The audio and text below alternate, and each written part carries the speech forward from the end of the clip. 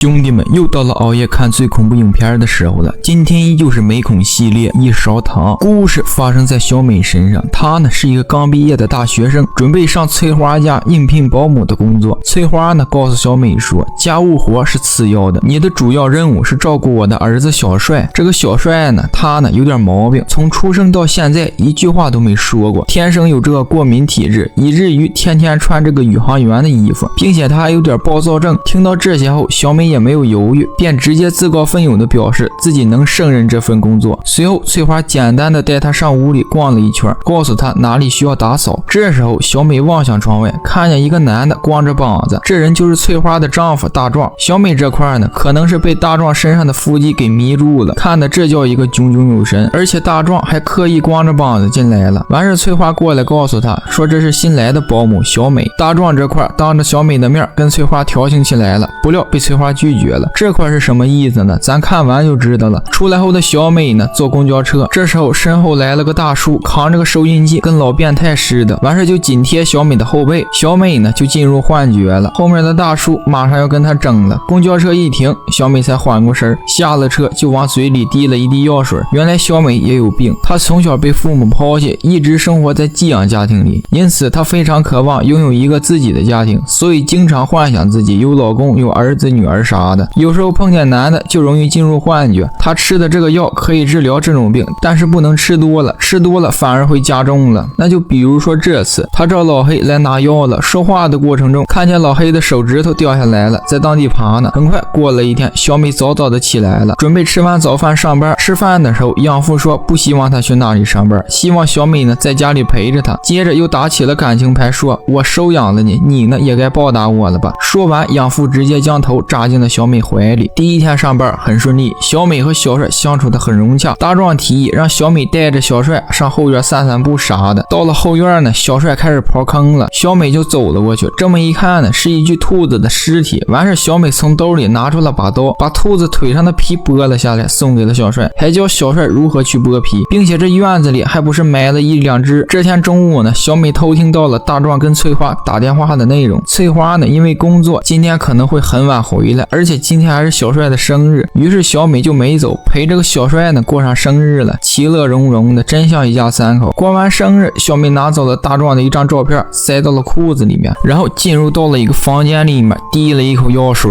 接着在床上看着大壮的照片就开始捣鼓上了。完事在幻觉中，大壮正跟他整呢，结果被翠花发现了，大壮一刀子给他抹了脖。然后看到这块，我们也差不多明白了小美的目的，她想代替翠花成为大壮的妻子。有一次大壮主动找上翠花，越凑越近，就在要整上时，突然被小帅的开门打断了。接下来的日子里，在小美的照顾下，小帅呢改变了很多，而且到了后面呢，小美打算把自己吃的药全部滴在小帅的药瓶里，那肯定是不够啊，于是他就找老黑来了，趴到了老黑怀里一顿哭啊，然后吐了他一身。在老黑下楼换裤子的时候，偷偷拿走了几瓶药，然后等夫妻俩人走后，就开始往小帅药瓶里面滴。喝完药后的俩人那叫一个嗨呀，从屋内玩到屋外，刚走到马路时差点让车给撞上，车里的人正好是大壮跟翠花，俩人急忙下了车，看看小帅有没有事。翠花责怪到小美为什么要带他出来玩。就在这时候，小帅说话了，喊了声妈妈，这给翠花震惊住了，毕竟小帅活了这么多年还没说过话呢。但这声妈妈不是冲翠花喊的，而是冲小美喊的。喊完后就抱到了小美的怀里，小美这样子还有点欣慰。翠花一看呢，一脸懵逼，寻思我他妈白养你这么多年了，跟一个外人叫妈。紧接着翠花把小帅抱了过来，并且告诉小美离自己家人远一些。回去之后，翠花给小帅洗澡，并问他白天是怎么回事，你应该跟谁叫妈啊？只见小帅不说话，脸上露出了诡异的笑容。